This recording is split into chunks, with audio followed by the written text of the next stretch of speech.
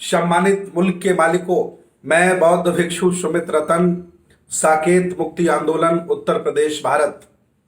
जैसा कि आप लोगों को पता है, कुछ दिनों पहले लखनऊ उच्च न्यायालय ने बौद्धों की याचिका को खारिज कर दिया था और अभी हाल ही में सुप्रीम कोर्ट ने भी बौद्धों की याचिका को खारिज कर दिया है। याचिका खारिज करना अधिकार क्षेत्र में आता है सुप्रीम कोर्ट के जज के, लेकिन हम लोगों पर जुर्माना भी लगाया है। इसके साथ साथ एक बहुत बड़ा आरोप लगाया है कि हमें विदेशी फंडिंग होती है, इसलिए मैं देश को तोड़ने का काम कर रहा हूं और सुप्रीम कोर्ट के निर्णय के खिलाफ याचिकाएं लगा रहा हूं। यह बहुत बड़ा अपमान है, देश भारत के सभी बौद्धों का यह बहुत बड़ा अपमान है। मैं आपको जानकारी दे दूं, अरुण मिश्रा के नेतृत्व में जो न्यायाधीश सुप्रीम कोर्ट हैं, आदरणीय चीफ जस्टिस मुरारी जी और गवई साहब, ये उनके साथ थे। 3 जजों की बेंच ने हमें डिसमिस किया और हम पर आरोप लगाए और हमें जुर्माना भी सुनाया। एक सूचना विशेष ये है कि अरुण मिश्रा जी 1 महीने के अंदर रिटायरमेंट हो रहे हैं।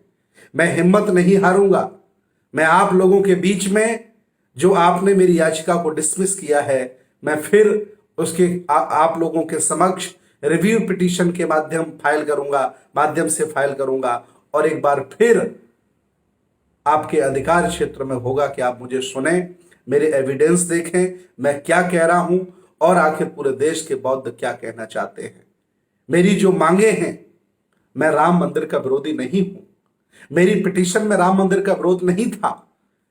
मेरी याचिका यह थी कि जो अवशेष निकल रहे हैं उन अवशेषों की सुरक्षा की जाए।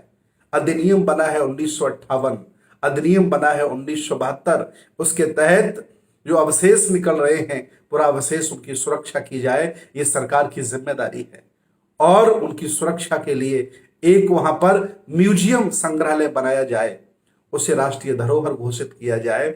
मेरी मांगे चातुर्य बड़ व्यवस्था के बिल्कुल खिलाफ नहीं थी, मैं तो सही बात कह रहा था, लेकिन आपने मुझे अलग नजरिए से देखा और हम पर आरोप लगा दिए, हम पर जुर्माना लगा दिए। मैं हारा नहीं हूं, मैं थका नहीं हूं, मैं आपसे टकराता रहूंगा, आपसे जूझता रहूंगा और हक वंचित बहुजन समाज के अधिकारों के लिए आपसे लड़ता रहूंगा।